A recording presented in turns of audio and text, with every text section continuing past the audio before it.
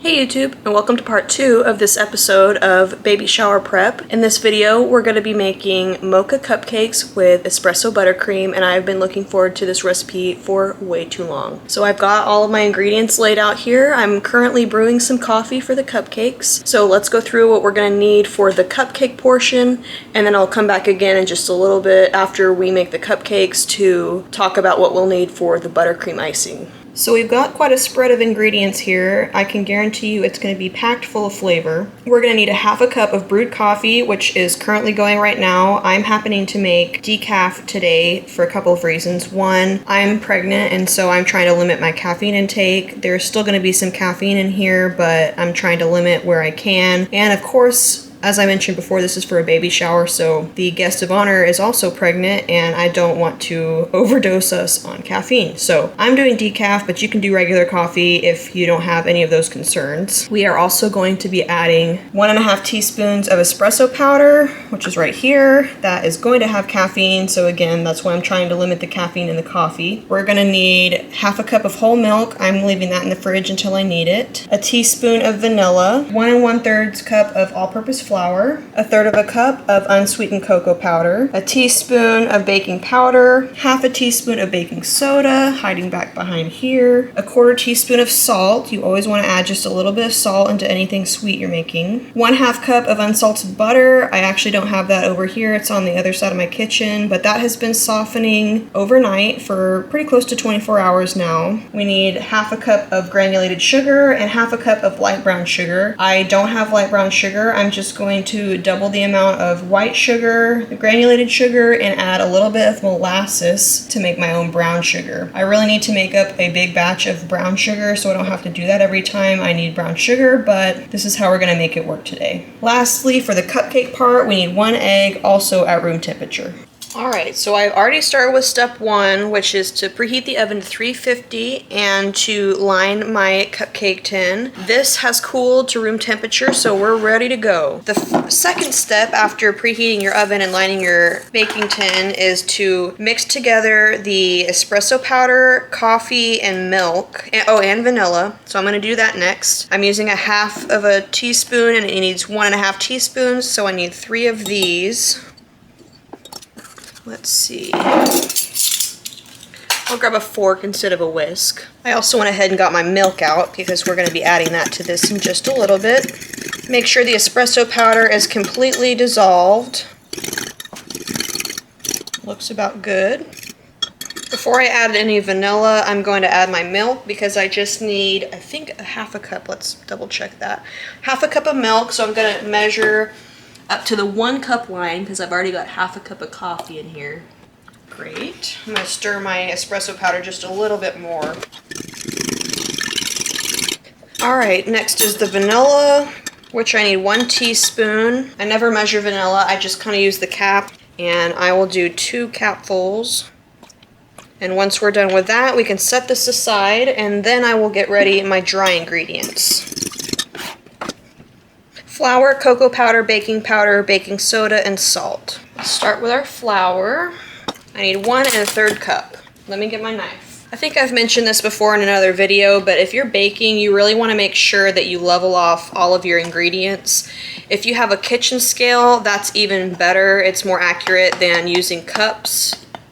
Using weight is a better method. And I actually do have a kitchen scale, but I'm just a creature of habit, and this is always how I've done it. So here's 1 cup of flour. Still need 1/3 cup. Alright, I also need 1/3 cup of unsweetened cocoa powder. 1/3 cup of baking powder would be a ridiculous amount. Normally I would sift my cocoa powder, but this is pretty fresh. It does have some lumps in it, but they're not really huge. And I'm going to break them up with my fork in just a minute anyway. Let's see how this is. I may need just a tad bit more. Actually, that's pretty close, and since it's clumpy, I'm going to say this is probably good. Alrighty. 1 teaspoon of baking powder.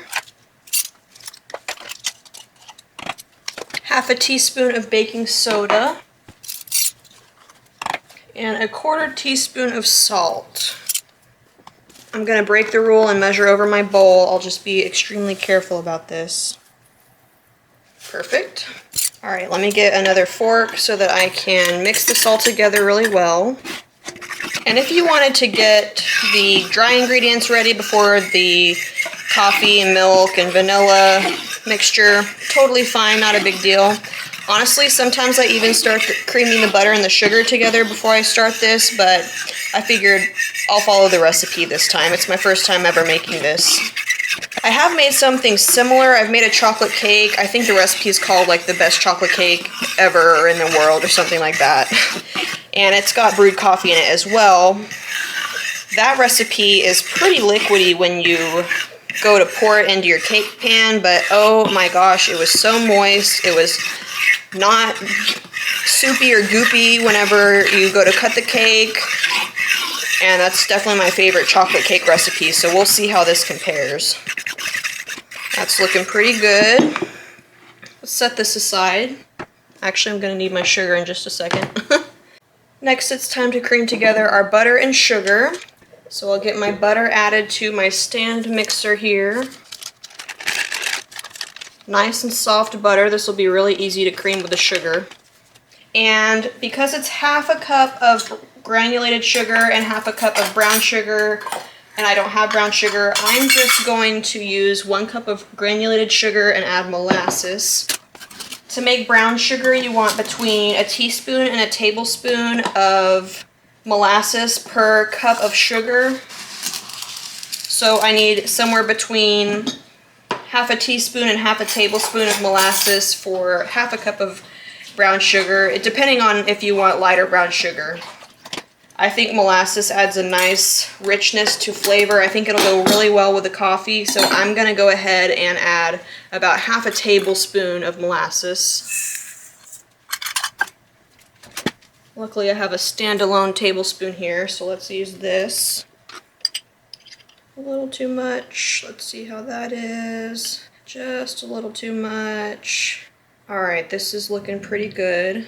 It's going to be hard for me to get all this out. If you've ever worked with molasses, you know how slow and it doesn't really come out of the container really well. I've seen if you want to use honey or something like that, you can dip your measuring spoon in like vegetable oil, but I don't know how that would be flavor-wise in this case, so I'm not going to risk that. I'll just try to dig it out with my knife here.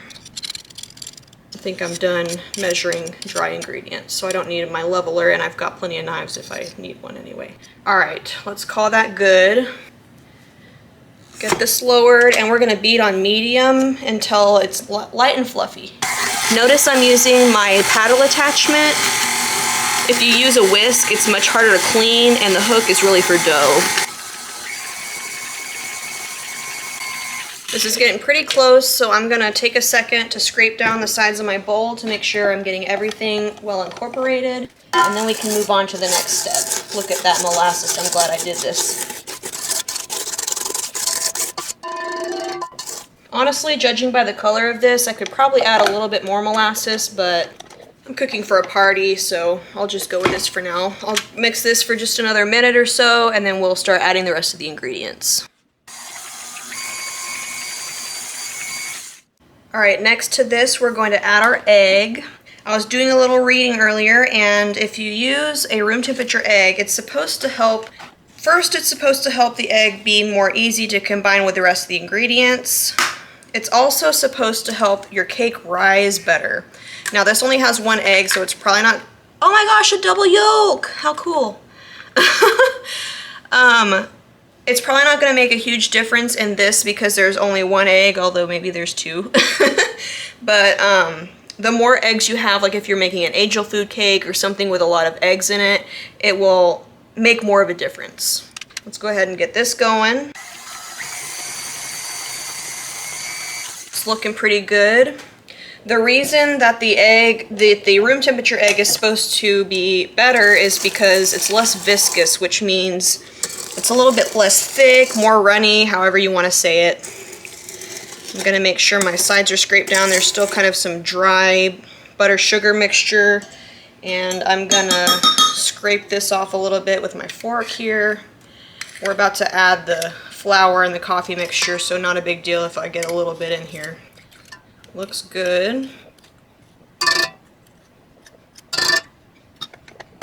Alright, before I turn this on, I'll let you know what we're gonna do. I'm gonna add my flour mixture in 3 different batches, alternating with 2 batches of my coffee mixture.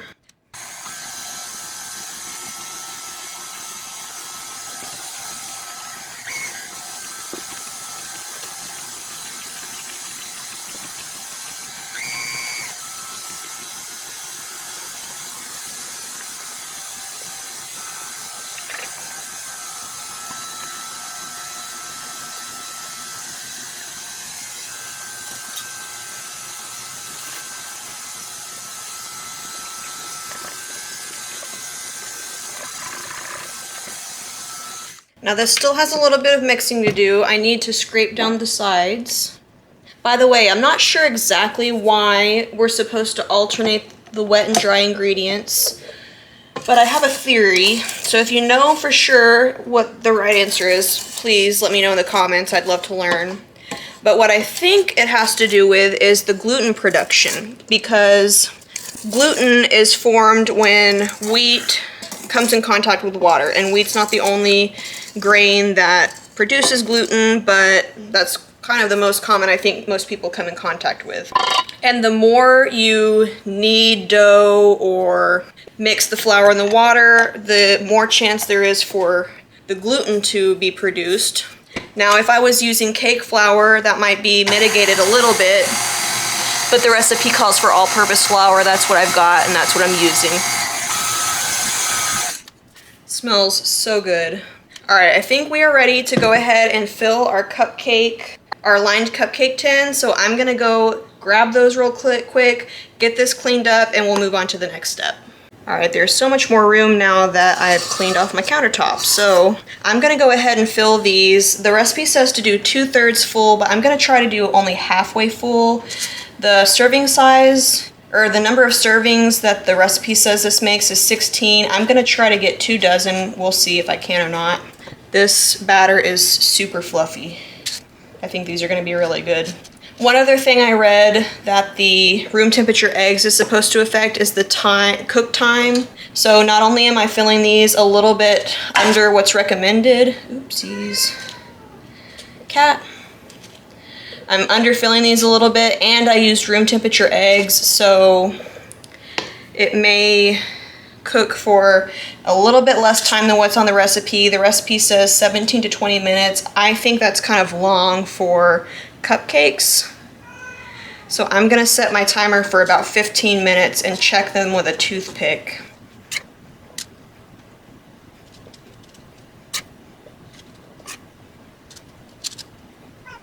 Kat, I'm a little bit busy right now. I'll let you out in just a little bit.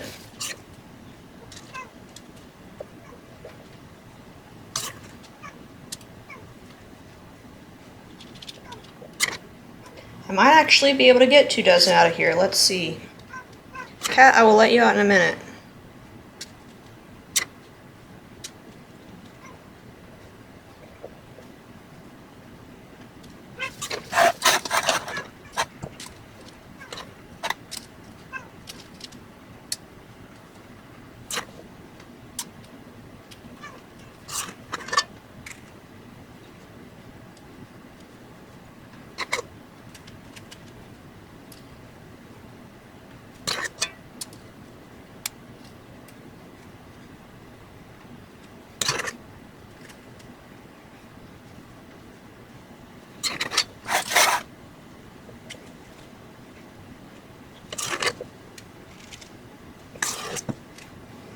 Alright, I got 2 dozen out of this, and I've still got just a little bit of batter left, so I'm going to go back and fill up some of these that are just a little bit lower than the others. You want to make sure that your cupcakes are as evenly filled as possible. Otherwise, you'll get some that are super dry because they are overcooked, and others that are still a little bit doughy in the middle. And I don't know, maybe you like your cupcakes doughy. I certainly like my cookies and brownies that way, but I don't know about cake.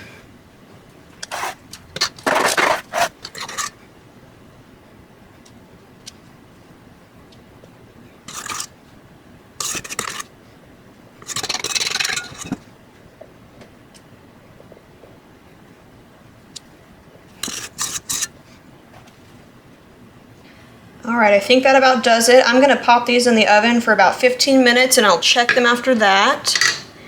And I'll be right back with you guys. These smell so good, you guys. I thought I was excited before, but now I'm really excited. These have been in for 15 minutes. Nice and springy. I'm gonna toothpick test some of the larger ones. Perfect. I'm gonna let these cool in the tins for about 10 minutes and then I'll take them out and put them on cooling racks to cool the rest of the way. These need to be cooled completely before I frost them, so I've already been productive and washed my mixing bowl that I was using to make these earlier, so once these are off my countertop, I'll get everything set back up and we can do the icing. Now, the process to make this icing is very similar to what I've shown in other videos before, just with some other ingredients. First, this is not cream cheese icing, this is buttercream icing, so there's no cream cheese in it. I'm starting with 2 sticks of butter, which is a cup. And don't forget to scrape down the sides of your bowl every once in a while to make sure you're getting everything worked well. You don't want any unprocessed butter that might clump, or especially once you add the sugar, that will definitely stick to the sides of your bowl. So you really want to make sure everything gets well incorporated. To the butter, I'm going to add about 2.5 cups of powdered sugar, which should be enough to ice the cupcakes, the number of cupcakes that I'm making today. You want to make sure you're not dumping all of your powdered sugar in at one time. I usually work in batches, and I also slow my mixer down when I'm adding a fresh cup of powdered sugar, because otherwise you're going to end up with a powdery mess all over your kitchen. Once I get all the sugar added to the butter, I'm going to let this go for several minutes, because not only are you combining the ingredients, you're also allowing air to be whipped into the mixture, which really makes the icing light and fluffy. I already mentioned this before, but absolutely make sure that you're scraping the bowl periodically, not just the sides, but also the bottom, to make sure there's not any buildup of clumps, because those are going to be harder to break up the more that you work with this. It's easier to manage it if you are dealing with it as they come up. Now it's time to add the flavoring, which is a mixture of espresso powder dissolved in vanilla extract. And again, once we get the flavoring added, we're going to need to scrape down the sides, because look at that ring of flavor. That's obviously not getting worked in very well. I would recommend doing a taste test throughout this process to make sure you're, one, not making it too sweet with too much sugar, and also to make sure that your flavoring that you've added is a good ratio. Of course, every time you sample, you need to make sure you're working with clean hands. Now we're finally ready for the second to last step, icing the cupcakes. This goes pretty quickly, and if you've got a pastry bag and tips, you can absolutely use that, but if you don't have those, you don't really need to worry about going out and spending money on that equipment. I've started using a gallon-sized bag and just cut a hole in the corner of it, and that works pretty well. I could have probably made this hole just a little bit smaller. I was almost out of icing by the time I was done, but I did manage to get full coverage, and I think they looked pretty good. The last step I like to do, which I don't always do, but I did want to do it with these cupcakes, is to somehow decorate them or garnish them. And my husband and I talked for a little bit about what I was going to use. I considered maybe cocoa powder, but he recommended espresso powder, and I thought that was an absolutely great addition. It didn't make it too bitter. It kind of cut the sweetness a little bit. He just took one to sample, and I thought that they tasted really great. I liked the addition of the extra espresso powder on top. I think the cocoa powder would have been good too. It may have been a little bit more bitter, but I'm not sure. Maybe next time I'll try a combination of both chocolate and espresso powder, but I will definitely be making these cupcakes again. I hope that you really like this video. Thanks for sticking around to the end. I really appreciate all the support I've been getting lately. It's kind of blown me away, to be honest. I still feel like I'm a pretty small channel, but I really like to hear from everyone down in the comment section, whether I know you in person or not. So definitely leave me a comment. Let me know what you think. And if you're new around here, please feel free to subscribe. I've got several more videos in the works that I've already filmed. I just need to edit and get those uploaded, and I've got some plans for some other projects in the future as well. So if you've also got any suggestions on videos you'd like to see, please let me know in the comments, and I'll make sure to incorporate that onto my channel. Make sure to subscribe so you don't miss out on any of that new content, and I hope to see you guys around next time. Bye guys!